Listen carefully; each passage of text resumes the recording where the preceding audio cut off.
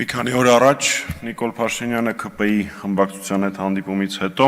լրագրողների հետ ճեպազրույցում ներկայացրեց մի առաջարկ, որ ինչպես ինքը բնորոշեց Ադրբեջանը տարբերակ չունի հրաժարվելու կամ ամենայն հավանականությամբ կընդունի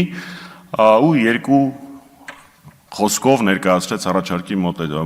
մոտեցումները, բովանդակությունը։ Հիմնական վերաբերվում էր Ադրբեջանի արևմտյան շրջանների Նախիջևանին եւ Երասխ Մեղրի երկաթգծային կապ ստեղծելուն կամ վերականգնելուն։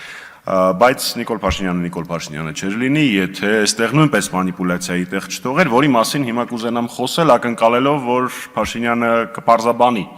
ինչ է իրականում այդ առաջարկը իրենից ներկայացնում։ Եթե Ադրբեջանի արևմտյան համայնքների եւ Նախիջևանի կապը պատկերացվում է Իջևանի հատվածով երկաթգծային, դա մեկ պատմություն է, բայց եթե այդ առաջարկը, որ արդեն իսկ ուղարկվել է Ադրբեջանին, ներառում է Մեղրի միջով երկաթգծային կապը, դա շատ մեծ ռիսկեր է իր մեջ պարունակում, որի մասին բազմիցս խոսել է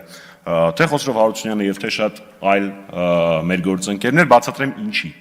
որովհետեւ այդ պարագայում ես սա բացատրում եմ մեր քաղաքացիների համար, որովհետեւ այդ պարագայում Ադրբեջանը հնարավորություն ունի, քանի որ երկաթգծի ահռելի հատված անցնում է Ադրբեջանի տարածքում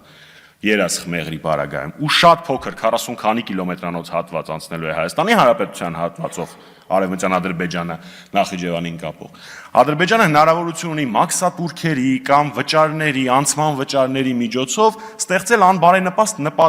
միջավայր, որ այդ ուղին անցանելի չլինի տնտեսական տեսանկյունից։ Հենց այդ տրամաբանության մեջ անհրաժեշտ է որպեսզի երկաթգծերի մեջ դա անվանվում է պլեչոները, այսպես ասած, իրար հետ համահավասար լինեն Հայաստանի հատվածով անցնողը եւ Ադրբեջանի հատվածով անցնողը։ Ու սա շատ էական է եւ անհրաժեշտ է որպեսզի Հայաստանի Հանրապետությունը դրա վերաբերյալ Փաշինյանը մասնավորապես դրա վերաբերյալ պարզաբանում ներկայացնի։ Եվ ես չեմ կարող չհիշատակել նաեւ ժողովուրդ ջան, ուր մնաց բանակցային փաթեթների հրապարակումը։ Մեկ ասում եք գտնել չենք